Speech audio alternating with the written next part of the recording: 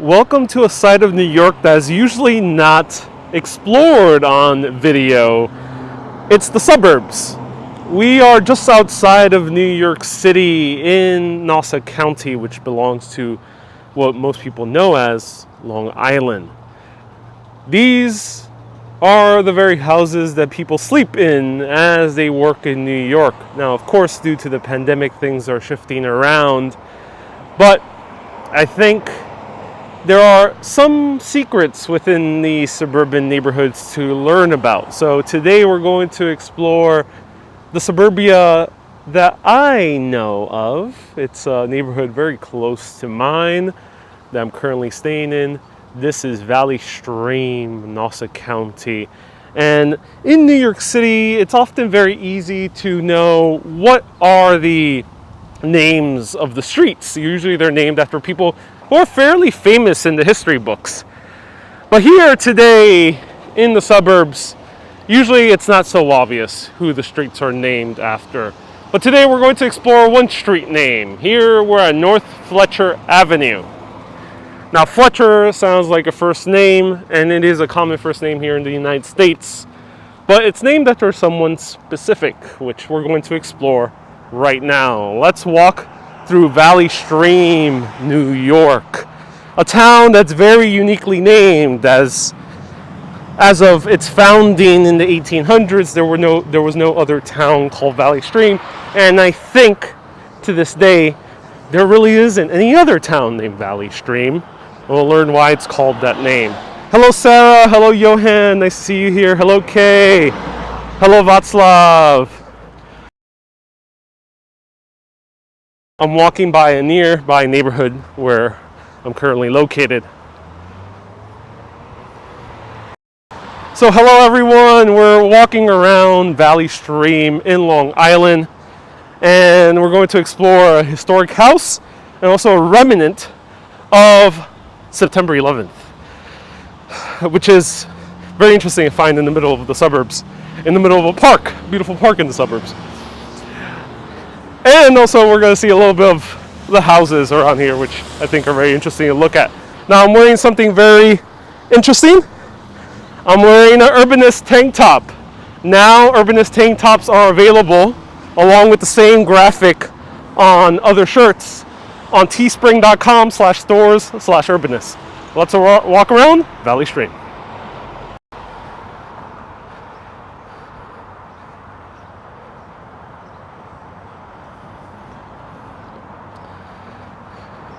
So I'm wearing the very special Urbanist tank top, available at teespring.com/stores/Urbanist, along with Urbanist face masks, shirts, and a few other items with this new design of the Statue of Liberty. Hello, Antonio. Stewart. Oh, you have the Fletcher surname as well. Oh, cool. You may have a relation, maybe. Are you from the United States? Where are you from in the United States? Let me know. If you're from Long Island, you might have a relation to this family.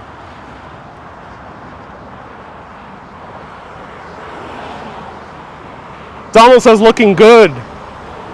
Yeah, Donald, I love the shirt. Haven't worn a tank top on live video in quite a while, but today is very hot, and I think it merits a good tank top wearing day. Hope you have sunblock. Oh, yes, I do. A whole lot of sunblock. Now we're passing above the Southern State Parkway, which is one of the many highways that run through, crisscrossing through Long Island. There's very low service here. Hey, oh, Stuart, you're from the UK. Okay. We're gonna learn why there's a Fletcher name here.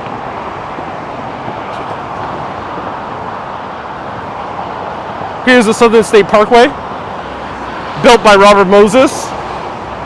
Robert Moses didn't just have his hand in New York City, he had his hand all around the nearby areas of Nassau County and also Westchester.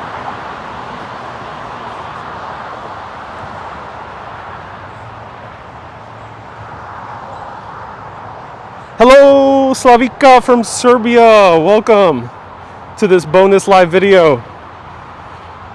It's nice to see you live on the streaming on the Sunday. Yeah, you know, last year I was streaming every Sunday, and I kind of miss streaming on Sundays. It's quieter in most places.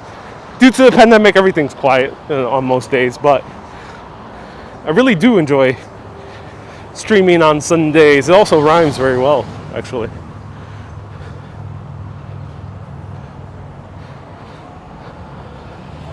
So minimal history today, so I hope you enjoy the views.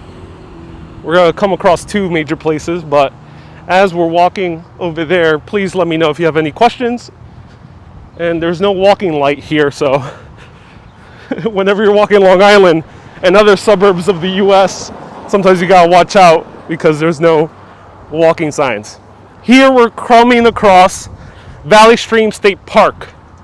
We're gonna enter this park a little bit later. But it's one of the, again, many state parks in New York City. There's a lot of them. Not New York City. Correction. Long Island. Long Island. Pat, am I going to Staten Island one day? Yeah, Pat. I do need to go to Staten Island. I want to go to Staten Island. I need a good recommendation. I don't really know what to see in Staten Island. It's a bit tough, but let me know if you have any good recommendations. But I'll do my best to show you Staten Island at least once. It's a rather expensive place to visit because of the $17 fare toll that you have to take each way to get into Staten Island. So here's a lot of the houses that we're seeing by.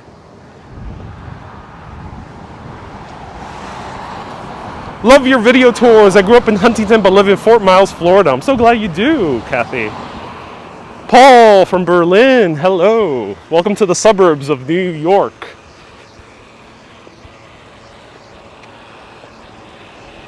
So on this next block, we're going to get upon a very historic house. Now, a lot of the houses we're seeing all around here. Well, first of all, let me clarify, what are suburbs? You might hear that term whole lot in the United States and many newer countries around the world, maybe like Canada. You might hear that sometimes in certain areas of Latin America, like Puerto Rico or Mexico. But I think suburbs is not really typically talked about in Europe because their sense of separation between cities and suburbs is not as separated. It's mostly towns and villages. Now here we do have towns and villages, but the reason we call them suburbs is because a lot of people who live in these areas tend to work in the city. Now of course I'm generalizing. However, in the 1950s, as World War II ended, America went into a massive period of prosperity. And there was this sense of the American dream, which meant having a steady income and working your way up the corporate ladder, and also having your own individual home. The American dream was a bit different before World War II and definitely before World War I. We're turning now on Hedrickson Avenue. The American dream was mostly about living in the city, becoming big somehow, maybe as a theater star or a silent film star, or becoming big as an entrepreneur, like the many industrialists of the Gilded Age.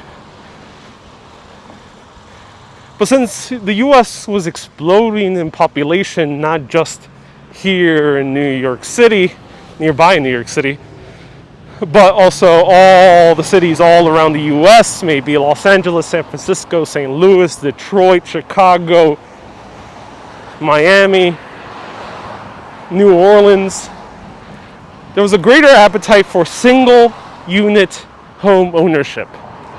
And that's when suburban development began. It was built just outside of the cities. Now, this trend wasn't new in the 1950s. There was already suburban development starting in neighborhoods like Brooklyn Heights, which was also technically outside of New York City at the time. and that was in the 1820s. Here we're coming upon the house. It went into full force in the 1950s. Sorry for the heavy breathing, I'm wearing my mask as I'm walking.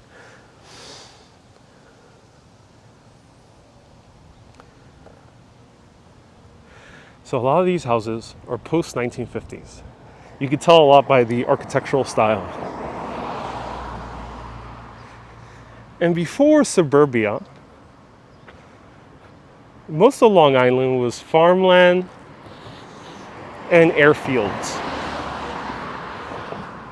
And the Scottish family came here in the 1830s by the name of Pagan.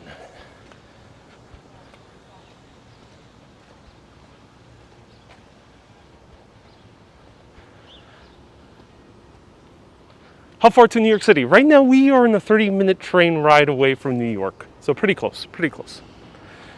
This is the Pagan Fletcher Restoration House built in 1840. Robert and Ellen Pagan were two Scots, a married Scottish couple coming here in the 1830s. And when they came over here, the immigration officers thought to themselves, this sounds rather heathenish to call someone a pagan as a last name. If you're not familiar, pagan means heathen, a heretic, someone who doesn't live according to the Christian religion. However, Robert Pagan was a very thrifty man, and he decided to not change his last name because it would cost too much money. He wanted to save that money so he could come here to America and start his own business. And that he did.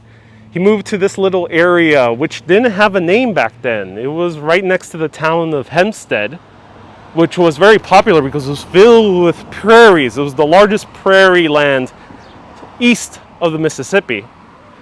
Here, he was surrounded by two brooks, one down there and one down there. And there was a few hills all around here. Few hills. When he decided to open up a post office. And that post office was one of a kind, because before he would have to go all the way to the town of Hempstead, which right now it's about a 3-hour walk, maybe a 1 hour, maybe 2 hour to 3 hour walk. But that then it was more like 6, 7, 8, 9 hours, I'm not sure, a long time. He wanted his post office to come here, and he opened up a post office. And when the post office opened here, he needed a name for the town. And he thought to himself, oh, I'm between two streams. This is kind of a valley because it's surrounded by two hills. Let me call it Valley Stream. And that was the genesis of the name. Let's take a closer look at the house. Hopefully no one's here.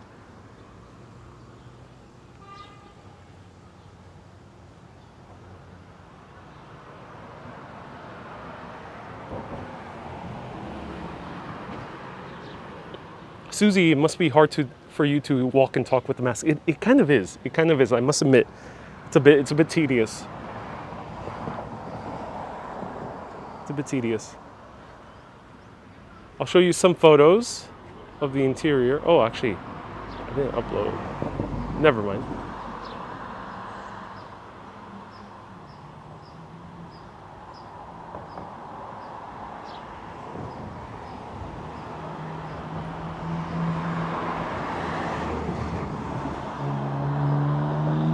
Peek through the windows. I would love to peek through the windows.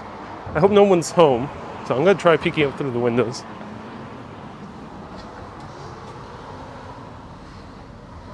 So that's the house, 1840. It was built in the colonial revival style. And let's take a look towards the back. It usually has tours every day at 1 to 4 p.m., but not much tours today because of the pandemic. And it is in the National Historic Register of Places, 1983. So it is a National Historic, basically a landmark. There's two agencies. Let's take a walk back. There might be people here, so if there is, don't mind me if I turn around. Okay, here's the backyard.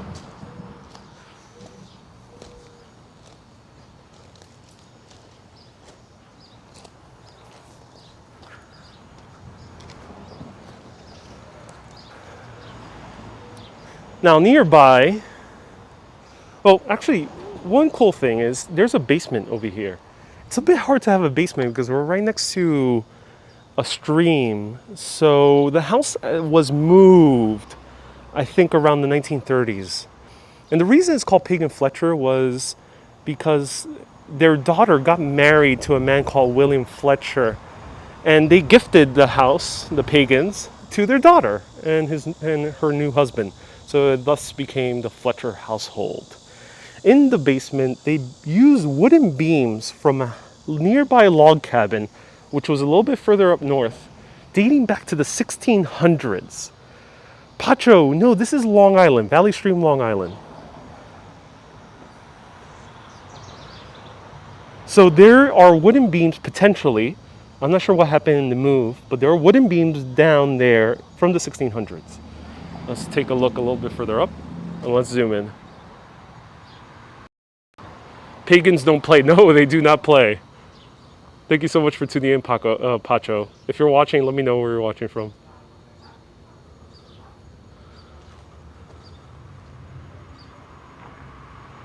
Oh yeah, I'm already planning a good iced coffee soon nearby.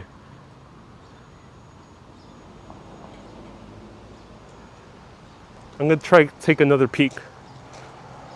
I mean well, just taking history videos. Can't really see much inside. I wish I could show you inside. So Pacho, I'm glad you mentioned if it's haunted. There's one mysterious thing. In the basement, there's wooden beams from the 1600s. But as they were restoring the home, they found a secret room. They call it the mystery room because they have no idea what it was about. That mystery room was encased in metal, so all the walls were made in metal, and the door was thick, thick metal. No one knows why there's a mysterious room encased in metal. However, it's apparently in the basement. Hello, Patty. Nice to see you here. Here, a nearby family called the Rosteins. I might be mispronouncing that. They were German immigrants. Lots of Germans, Scots, many English also moved here. That was the main makeup of this neighborhood, along with Americans who have already been here for many generations. The Rosteins owned a gasoline station nearby, down that way. And that gasoline station was the longest running gasoline station in all of Nassau County. Now, what is Nassau County? If you've seen my videos before, you probably already know this all too well, but we are on the island of Long Island. Long Island encompasses Suffolk County, which is Montauk all the way there on the tip, Nassau County, Queens, and Brooklyn. We are in Nassau County. And the longest running gas station in all of Nassau County was right here. Pacho, yes, I think it might have been for gold storage. Good observation.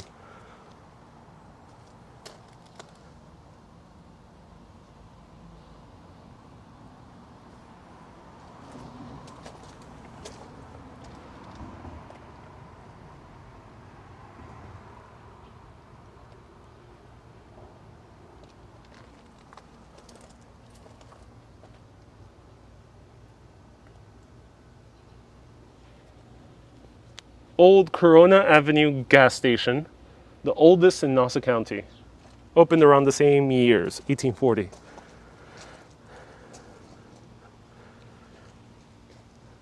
Now let's see if we can find something else.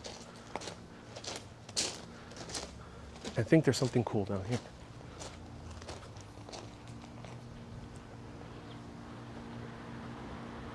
This brings back good memories from Pennsylvania. Welcome, yeah, Doris.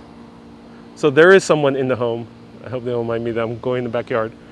I don't see the emblem. Okay, the emblem is not here, but let me continue going in the front. Does anyone live here? Not really. This is the Historical Society of Valley Stream. So I don't think it's lived in, but I think it is an office. So, and yes, it does have a basement because I see the basement door right there. Hello, Cheryl. Bob from South Florida. Hello, Patty from Sugarland, Texas. Welcome. That's how Valley Stream got its name. It did, Rose. Yeah, it did. I never knew that's how. I'm so glad you're enjoying this history. You don't need to mask up if you're not close to other people. Patricia, since I'm kind of walking inside a historical landmark, I feel more comfortable just keeping the mask on, just out of consideration if someone is inside the house. That's why I keep it on. Just out of consideration. I do realize it's not really 100% necessary. So here it is one more time, the Pagan Fletcher house. If you have any other remaining questions, feel free to ask.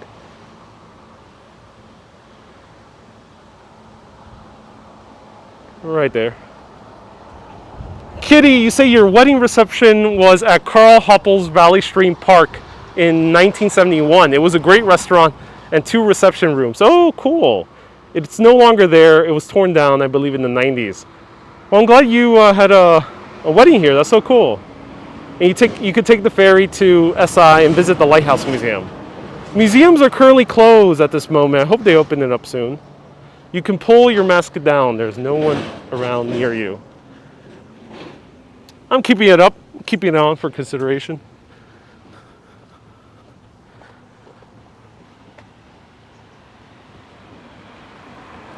Hello, Javier from Malaga, Spain. Long time to be in, after to be in the hospital with COVID. Hey, Javier.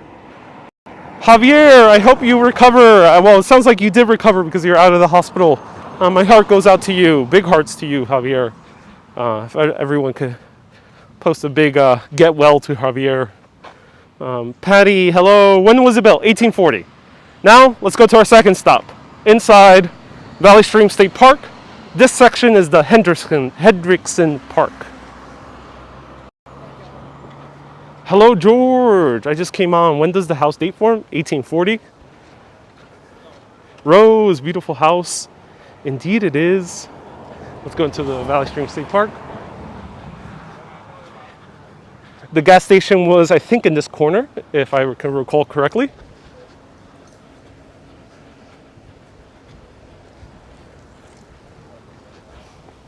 And this was one of the brooks. One of the brooks that Pagan, Robert and Ellen Pagan talked about. Actually, I forgot one thing.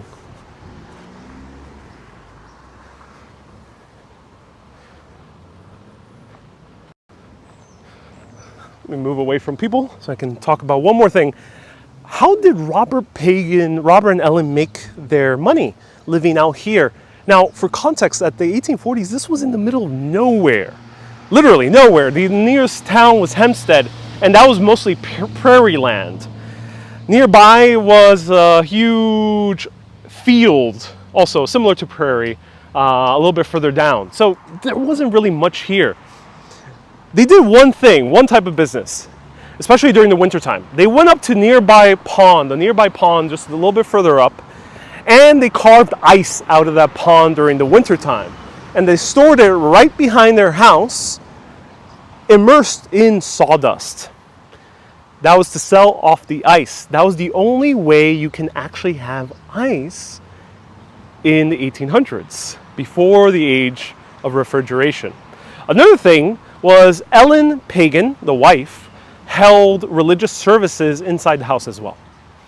For a lot of the immigrants that moved here who were probably part of the Church of Scotland, who were Episcopalian, the original Episcopalian, not the American Episcopalian. Let's continue walking through Henderson Park. They did, and inside, I wish I had photos, but inside there's a lot of amazing rooms painted in full murals. So welcome to a beautiful park. Now inside this park there's a little cool secret. Well, I shouldn't use the word cool. It is a bit of a sad reminder of a tragedy that happened here in New York City. But I think something a lot of people don't know about, even if they're from this neighborhood. So here's a good illustration on how our streams never really disappear. They're always buried underground. In New York City and other major cities around the world, that's usually the case.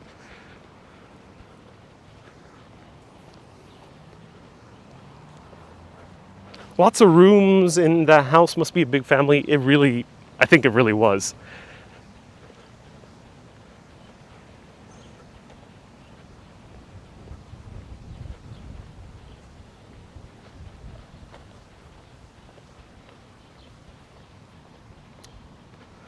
So now let's go through a beautiful stroll in the park. It's very empty today.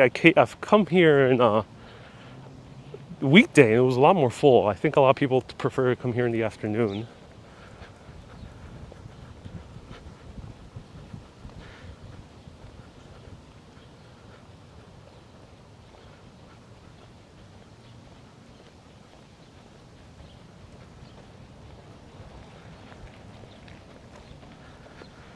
Javier, if you're still watching, I am streaming also on Facebook, and a lot of people gave you hearts. Just wanted to let you know.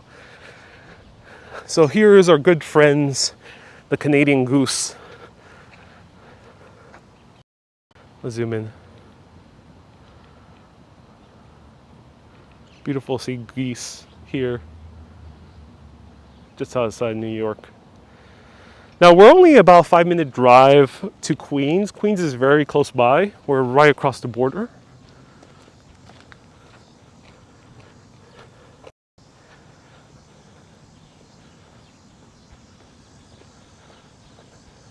Oh, beautiful. Here, I think there's a weeping willow, if I'm correct.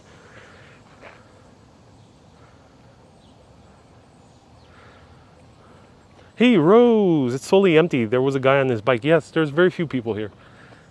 It's really empty. I've come here once before on the afternoon, just a few weeks ago, and it was really full. I guess no one wants to, get a heat stroke walking around in 94-degree heat, which I'm currently doing. Here is a weeping willow. Now, if you remember my broadcast from Flushing, I showed the very first weeping willow in the United States. It was made by a family by the last name of Parsons. They were famous horticulturalists, and the very first weeping willow that was planted in the United States of America was nearby in Flushing, Queens. And every single weeping willow in the United States of America, as far as I know, since then, is derived from that one in Flushing, Queens. So this one is just a descendant from the one in Flushing, Queens.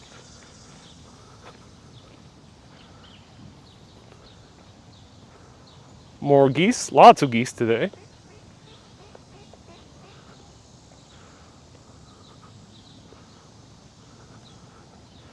Hey, for some weird reason this summer has been pretty mild in LA, says George. George, consider yourself lucky. Our winter was mild here in New York, but summer, it's back to its usual hotness and humidity.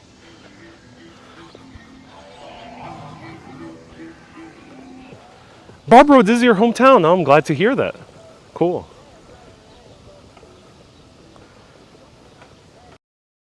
So a few people said that it's nice to see me on a Sunday. I'm curious, do many of you prefer to see me on a Sunday or on a Saturday? I used to do Sunday broadcasts last year, and they were pretty popular as well, so I'm curious to hear your thoughts.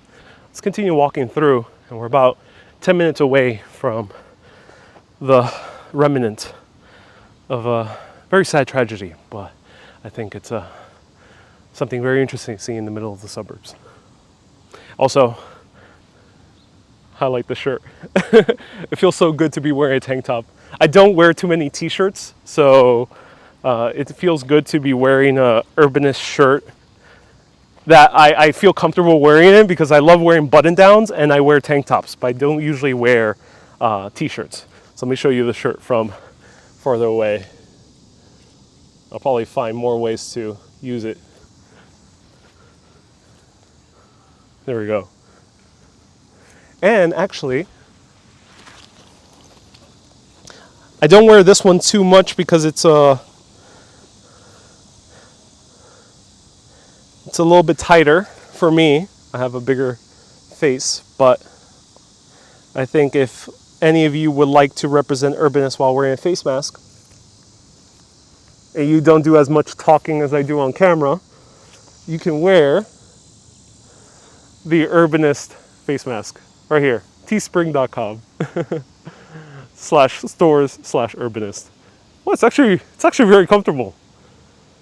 I thought it was gonna be too tight, but no, it's actually very comfortable. But I'll wear the other one. All right, let's continue walking through. Both days, any day is good. This is a nice tree. I'm glad. What are you using to hold my phone? I'm using the DJI Osmo 3, and I'm using the Rode Wireless Go for audio.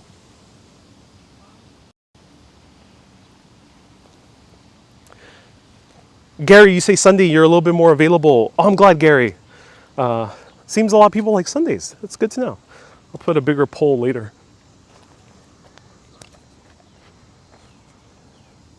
So it's a bit muddy here, but let me show you just a little bit. 6Y, I'm using a DJI Osmo Mobile 3. That's the one I'm using. Sound is excellent. Oh, I'm glad, George. I'm glad you're enjoying the sound. I've been using this mic since Rome, so let's continue walking through.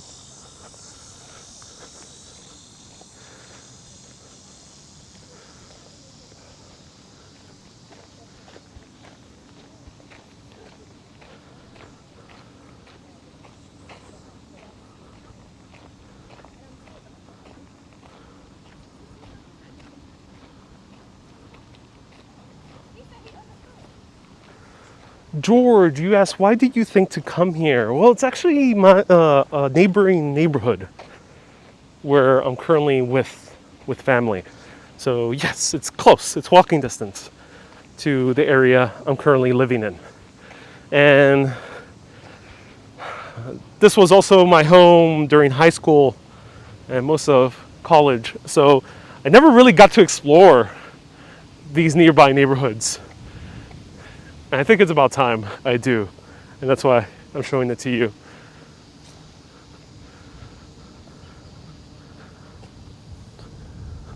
Trail, I'm glad you think so. Let's zoom in on this geese. I'm just fascinated by geese. I don't see too much wildlife in New York City. I grew up in the city. I really haven't lived in any rural or even more wilder places. So, George, no, I'm still with family. This is a nearby neighborhood. Lots of weeping willows.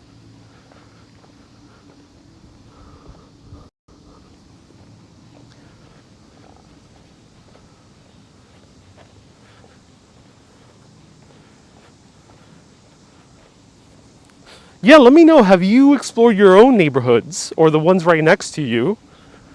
Let me know in the comments. Have you explored your own neighborhoods in any city you currently live in, any place you currently live in? Here's the pond. Now, I'm not 100% sure if it's man-made, though I think according to the geography, this used to be a real pond/lake, and it was just extended. Now, the waterways here also extend out to the sea.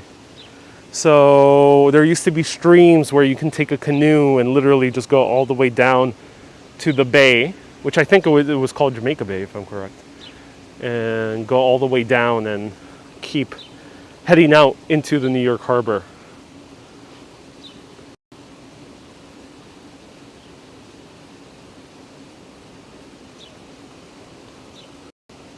George, no, my family's not based in Jackson Heights. That was my childhood home. That was my childhood neighborhood where I lived the first 14 years of my life, was in Jackson Heights, Queens. My family lives just outside of Queens. The pond in Henderson Park is named after Cornell. Oh, thank you for letting me know, Billy. So this was the pond that froze over, if I'm correct, and was to harvest ice from the Fletchers. Thank you for letting me know, Billy. I appreciate that. Cornell's Pond. Let's continue walking. Yes, many. Alice Hostin House, Clove, Lake Park, many more. There's a lot of stuff here to see. Oh, cool that, Patty, you have stuff nearby you as well. It was part of the Brooklyn Waterworks. Billy, I'm glad you mentioned that. Yes, the city of Brooklyn in, I think it was around the 1860s, 1870s, around there, that era. They bought the nearby ponds, a few of them, including this one, for their waterworks. So they would use water that would come here due to rainfall and use it to feed water to the Brooklynites. That's really cool.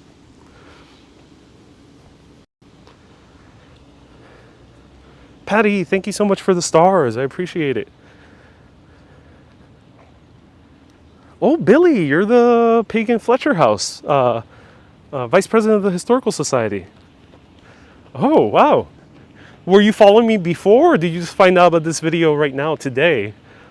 Let me know in the comments. I explored history all around. And I wish I could show inside, but that was the house we first visited. Here's the high school, Valley Stream Central High School, and my God, it's gorgeous. It has a lot of Art Deco flourishes all around it.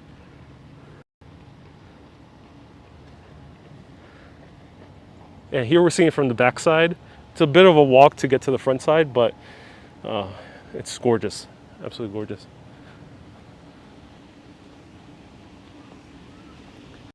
Oh, Billy, I'm glad you found out right now.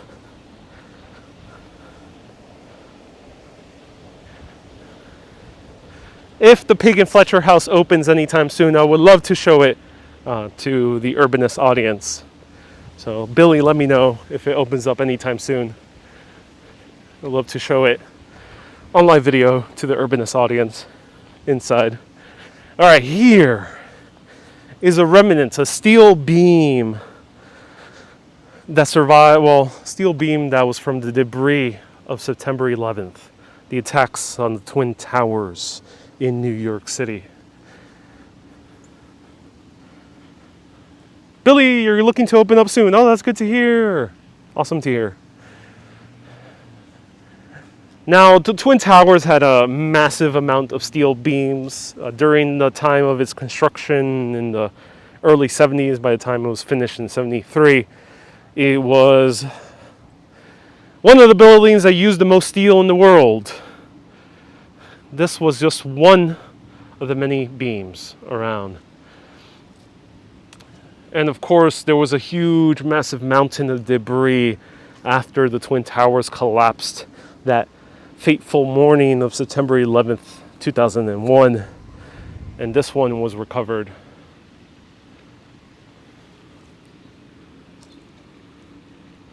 Your aunt lived in Valley Stream near the Green Acres Shopping Center. Yes, and there's some cool history there too, with development by William Olmsted, which was a family member of Frederick Law Olmsted. So this is the stuff you might bump into as you're going through parks. This is a common sight in Long Island, having these 9/11 memorials. I've seen other steel beams in other places, such as Shoreham, Long Island. And the reason there's so many steel beams, I think someone mentioned it earlier, unfortunately a firefighter who survived 9/11, who was a first responder 9/11, recently died of COVID. There's a lot of first responders that were from Long Island, a good portion of them. Let's see if there's a little bit more information on the plaque. So the plaque says, this monument has been erected by the Incorporated Village of Valley Stream, a permanent symbol of honor to remember those who perished in the terrorist attacks of September 11, 2001. Also stands as a tribute to the countless friends and neighbors among us who continue to suffer and mourn. The base is in the shape of a pentagon, paying homage to those whose lives were lost in our nation's capital. So the Pentagon was one of the places attacked on September 11th as well. There was a total of 3 intended attacks. 2 of them were fortunately successful. A third one was in the field of Pennsylvania, and it continues to say, the brave souls who were killed in the field in Shanksville, Pennsylvania, United Flight 93 are memorialized in the bronze numbers. Here we see 93 on the floor of the base. This 15-foot, 2,300-pound steel beam is among the larger relics. So this is the largest one I've seen so far as well, going around Long Island. This beam is geographically positioned to point directly towards the Freedom Tower, soaring skyward as a testament to the unwavering American spirit. So it points that way, which is the Twin Towers, or used to be the Twin Towers. Now is the Freedom Tower.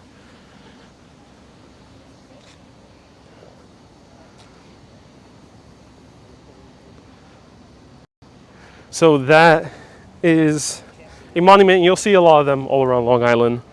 Lots of first responders were from Long Island. And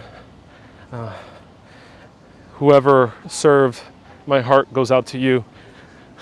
They were very valiant, the people who served and saved many people who were in need during that day, as is the case right now with the responders, the healthcare workers who are helping people during this pandemic. I hope monuments are also built in their honor after this is over. Let's continue walking through. I'll show you a little bit more of the park, and we'll see a little bit more of the town.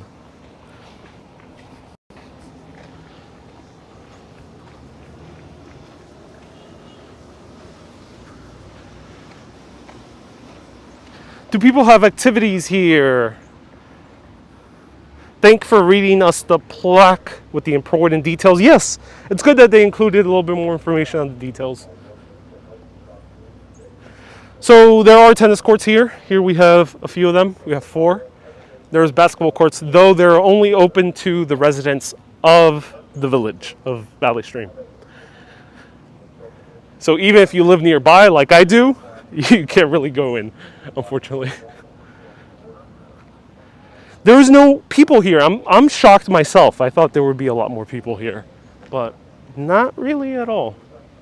I'll show you a little bit more of the high school.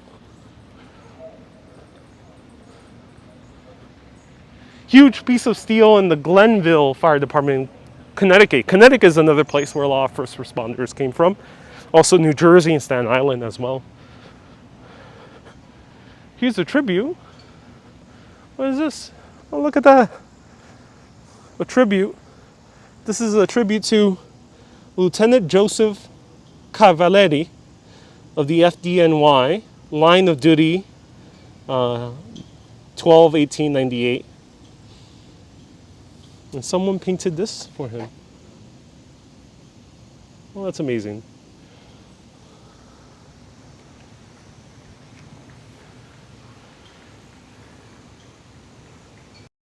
Okay, everyone, I gotta take a swig of water. Let me know if you have any questions whatsoever. And let's continue exploring a little bit more. It is hot, but I don't feel like it's too hot to walk.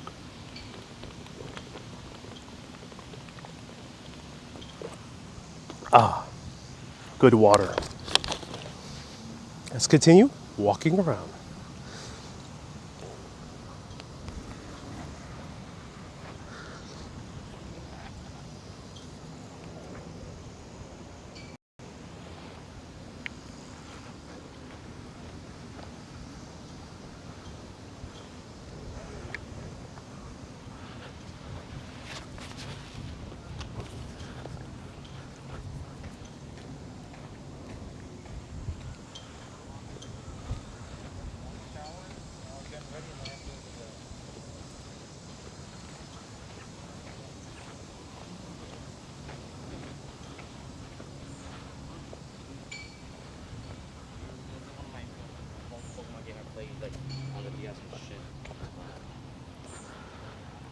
Patty, You went here as a kid, had picnics, don't see picnic tables.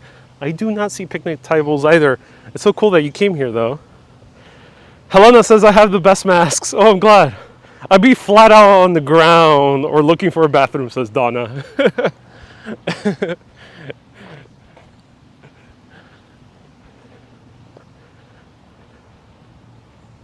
You know, I was speaking to family the other day, and I was telling them, much older family members who are 60 plus, I was telling them, I love to stroll. And I asked them if they ever stroll themselves, if they ever just go on a walk for like an hour.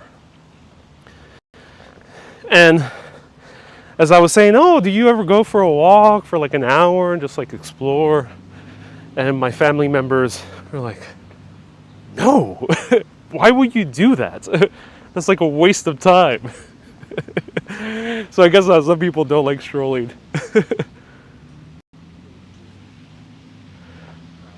Here's the fireman's field.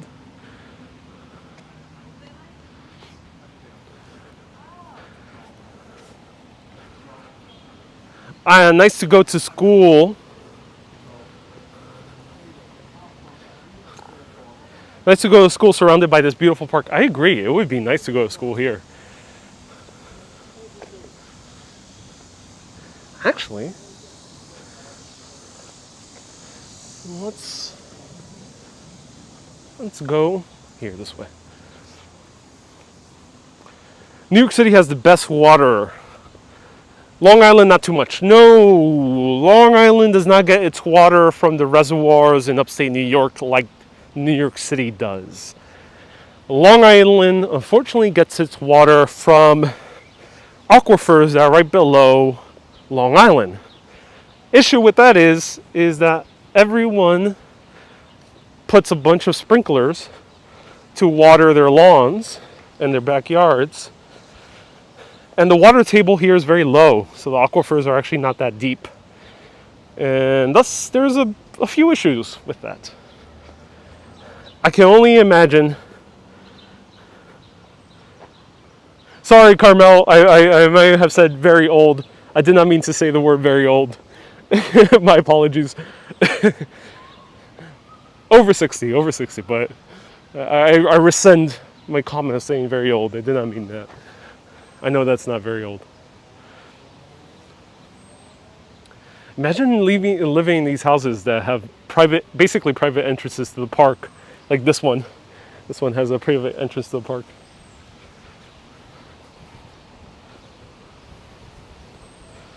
Brian, why am I wearing a mask if I'm 2 meters away from everyone? It's a personal choice. I'd rather wear a mask because I'm currently with older family, and I'd rather be as cautious as possible. But that is a personal choice. I don't mean to impede my opinion about masks on anyone.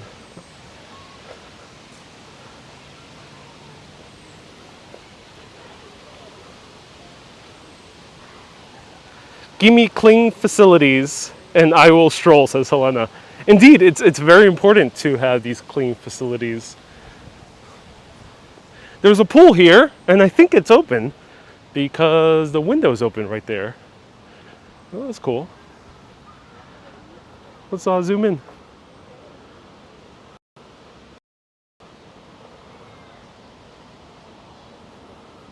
Trade-off, beautiful Long Island, not so good water, high property taxes.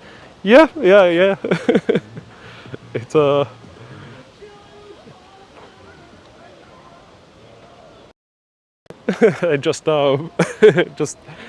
just very different.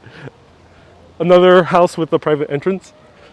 And here the houses started getting a little bit older, and the reason is because we're getting closer and closer to the Long Island Railroad station. And anytime you get closer to a railroad station in Long Island, the properties are older because at first, major developments were immediately around the station. It was much easier for anyone living here to get back to the city for business. Same thing is for the major roads that predated the station. And the major roads actually were built The railroad was actually built nearby the major roads where stagecoaches used to pass by. So now we're approaching Merrick Road. And this was a stagecoach road. Meant that there was public stagecoaches, horse and carriage, that would come by here and ride east-west on the island. And there was a stagecoach here where you can take it at 8 a.m. every single day and get to the city by 3 p.m. Now it's wildly different. Now you can get to the city by... if I jump on the railroad right now, I'll get to the city in a mere 30 minutes.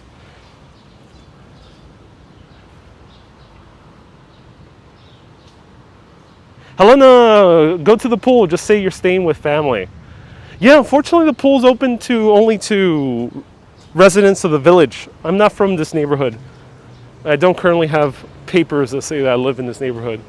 I wish I could.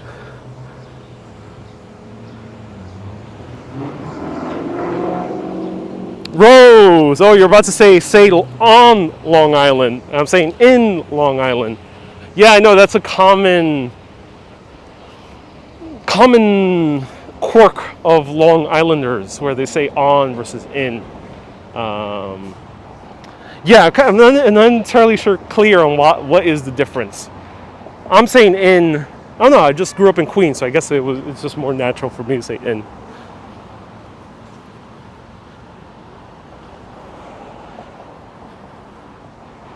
Let me know what you think, because, for example, I have a few people watching from Ireland. Do you say in Ireland or you say on Ireland? I'm very curious, because in Puerto Rico, we say in Puerto Rico. We usually don't say on Puerto Rico.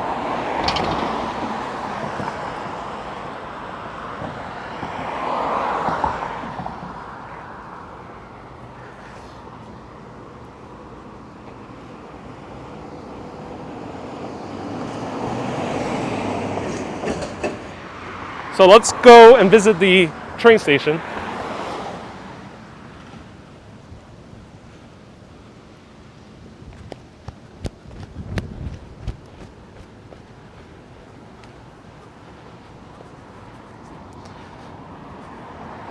Susan, you say on Nantucket. Kay says we say in Ireland. Yes, on is more proper in Long Island.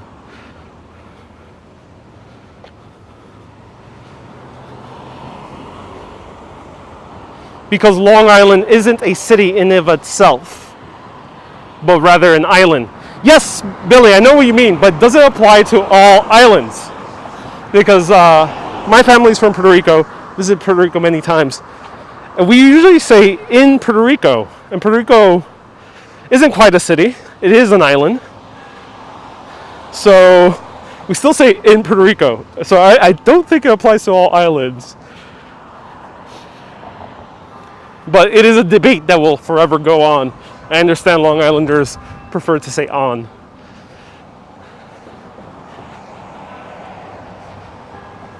The church bells are ringing. Lisa says, thank you for your tour. So here, before you could take a stagecoach and get to New York City in many, many hours, 8 p.m. to 3 p.m. So that is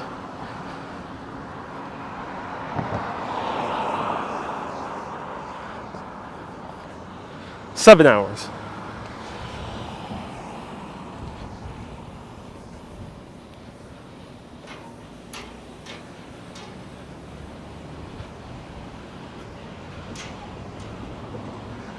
I'm glad you're enjoying the Rose. Thank you.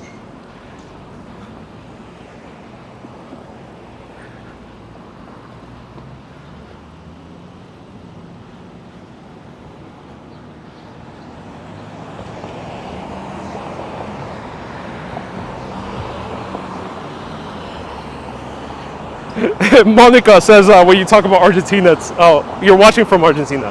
Gracias por mirando de Argentina.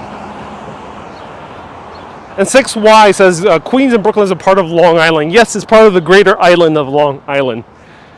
Things get really confusing. because Long Island is both mentioned as Nassau County and Suffolk County, and it's also the island of Long Island. But I think sometimes it's not really worth getting stuck on certain semantics. They might be interesting, and they might illuminate sometimes a bit of history. However, in my personal opinion, I think sometimes you could get really slowed down when you get stuck on the semantics, especially when learning about new places.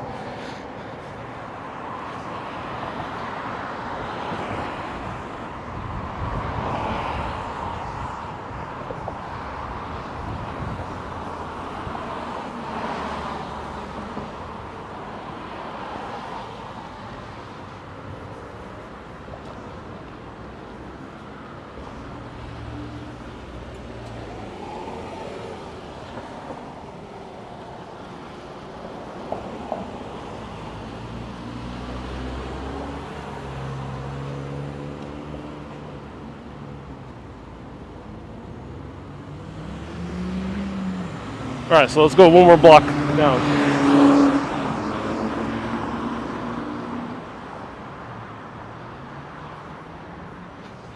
Long Island is a bit grungy, especially in certain areas where they pay a lot of taxes.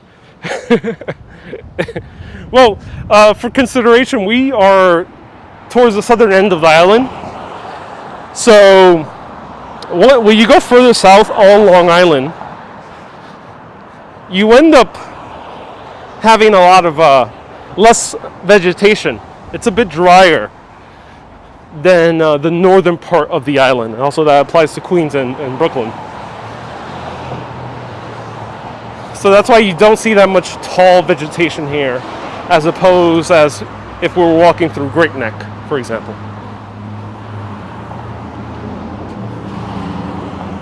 Put your mask on Corona Avenue. Yes, we passed by Corona Avenue. No trees on the main roads, yes. And there used to be a few more trees. There was a woodland nearby as well. PR is a beautiful island. It is. I might be showing it to you later at some point in the fall, so stay tuned. Potentially.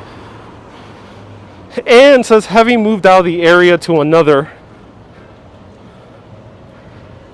many people ask where I'm from. I say I grew up in New York on Long Island in Franklin Square, so it's a combo of ins and ons. That's very funny. Lovely clean town, drink plenty of water. Says, oh, trust me, I got all the water I need. And here is the Rockaway Avenue Business District. Let's check out some of the stores around here. There's not that many. I'll show you a little bit of what a little Main Street looks like. Main Street, I'm using it more to symbolize that there's a lot of businesses on just one singular street. Lots of little restaurants. There's a cafe. There's an old barbershop pole.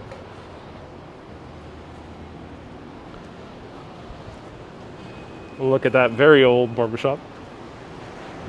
And a very old gasoline station. This one's probably from the 40s or 50s. Look at that.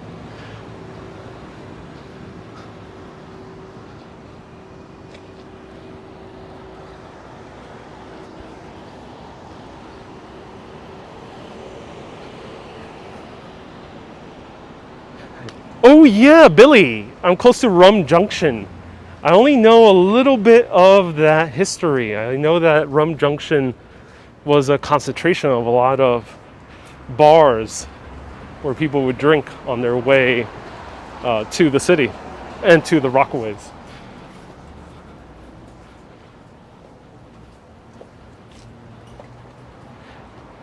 So basically, here's the only coffee shop of this neighborhood that I know of. There might be a few more, but this is called Sip This, and it's one of the few coffee shops in the neighborhood.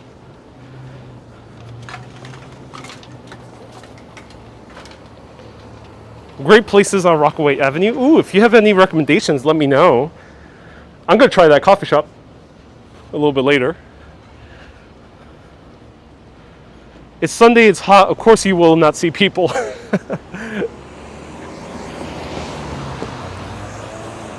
There's no shade on this walk. No shade. Sip This just sadly closed. Oh, Billy, that's sad to hear. Oh, that's very sad to hear it closed. Oh, I was hoping to have a good iced coffee.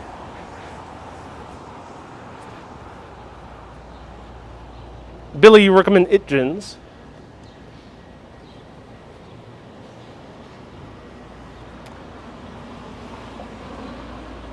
Oh, Tony says Sip This closed. Oh, that's so, I never managed to visit it. Well, actually, I did visit it once. I visited it once. I enjoyed their coffee. I was hoping to get it one more time again. Well, hopefully my other recommendation is open.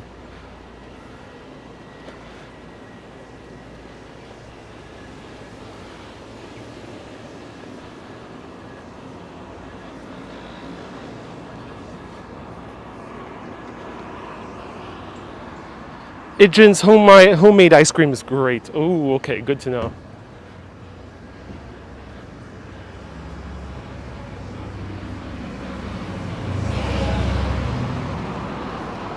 Mitchell's for Italian food. Another great recommendation. Thank you. We have a lot of people from the neighborhood tuning in. Thank you for the recommendations. It's a great walk. I'm glad you're enjoying it.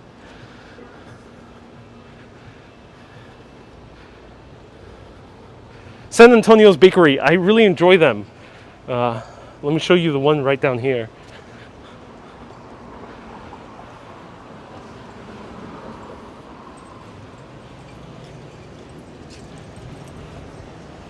Here's one of the older pubs that you'll see in this area, Larry's Pub.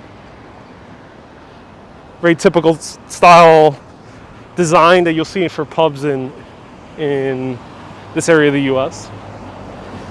with a tiny little window.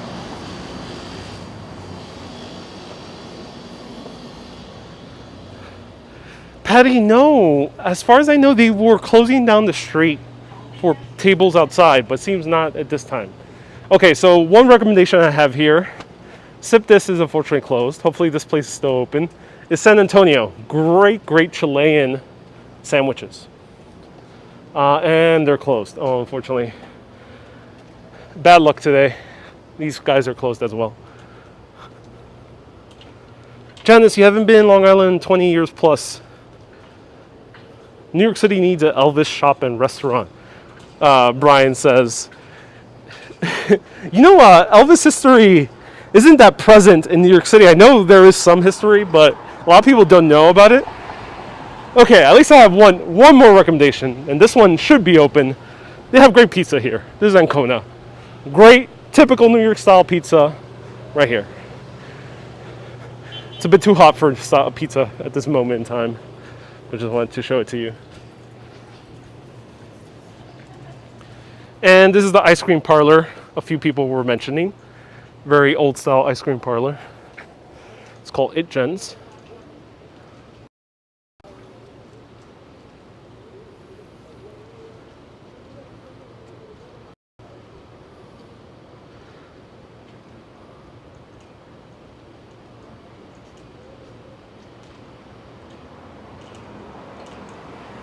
So someone's saying, let me see who said that. Helena, you say the taxes are high, hence the high taxes, and people are leaving the country, unfortunately. Yeah.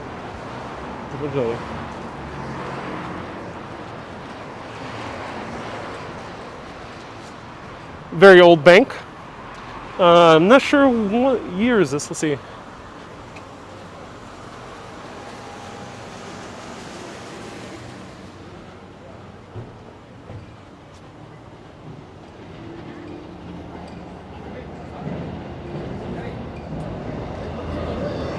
And here's the Long Island Railroad passing through. That might be the one that heads to Babylon or to Montauk because it has a double decker.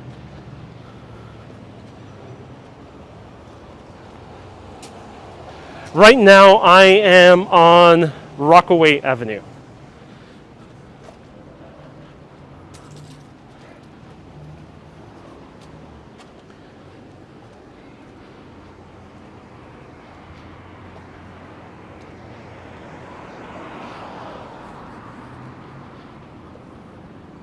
And yes, that train was going towards New York City. Well, it was coming from either Babylon or Montauk, as far as I know, because a lot of the double-deckers are from those areas. But yeah, it's going westbound to New York City.